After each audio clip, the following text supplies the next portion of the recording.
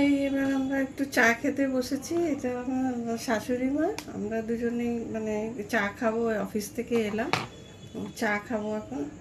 আমাদের বন্ধুত্বটা শুরু হয় আমাদের রান্নাঘর থেকে। বিয়ের পরে যখন আমি এলাম, আমি তো কিছুই পারতাম না রান্না বান্না করতে। তো এই শাশুড়ি মায়ের কাছ থেকে আমি সব শিখেছি। আমাদের রান্নাঘরটা হচ্ছে একটা বিশ্ববিদ্যালয়, আর এই বিশ্ববিদ্যালয়ের প্রফেসর হচ্ছে উনি, আমার শাশুড়ি মা। আমি যাই শিখেছি জীবনে ওনার কাছ থেকে। মা, কি ঠিক বলছি তো? হ্যাঁ, ঠিক বলছো। কি বলবে কিছু? আমার কাছে এসেই রান্নাও শিখেছে। আগে রান্না বান্না করতে জানতো না, অনেক বাচ্চা বয়সে এসেছিল তো, বেশি বয়স ছিল না তখন। তখন আর কি সব কাজকর্ম রান্না বান্না সব আমি শিখিয়েছি। তার মধ্যে আমাদের ঝগড়াঝাটিও হতো, কি মা? ঝগড়াঝাটি হতো, দেখো সব সংসারেই হয়, আবার মিলও হয়ে যায়, তাই না? তাই না? এই এই এটা নিয়ে মনে রাখলে তো হবে না। এইভাবে জীবনটা কেটে গেলেই ভালো হয়, তাই এখন না? আমার বয়সও হয়ে গেছে, এইভাবে জীবনটা কেটে গেলেই হয়ে গেল। আর এইরকম কারা ভালোবাসে একটু জানিও। এই টোস্টের উপরে বাটার লাগিয়ে আমরা তো ভীষণই ভালো খাই এটা, তাই না মা? বলো। হ্যাঁ, এই লাল চায়ের খুব মধ্যে ভালো খাই। এই লাল চায়ে চুবিয়ে মা খাও একটু।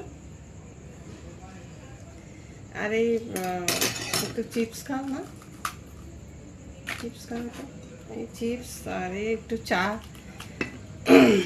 তাই না মা? হুম, তুমি তো খুব ভালো রান্না পারো, বলো। হ্যাঁ। তুমি এখন তো সব ভুলে গেছো, এখন তো সব ভুলে গেছো।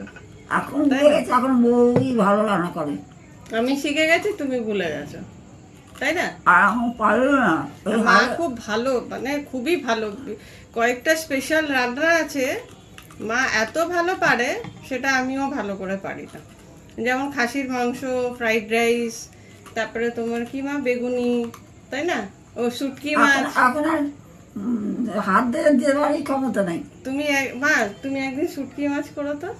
আচ্ছা, হ্যাঁ, ওই সবাইকে দেখিয়ে তো কিভাবে তুমি তোমরা তো বাঙাল, তোমাদের একটু শুটকি মাছটা দেখিয়ে তো তুমি কিভাবে করো। আচ্ছা, দেখো। মায়ের 85 বছর বয়স, মানে এখনো মা টাচুট মানে ভালো আছেন।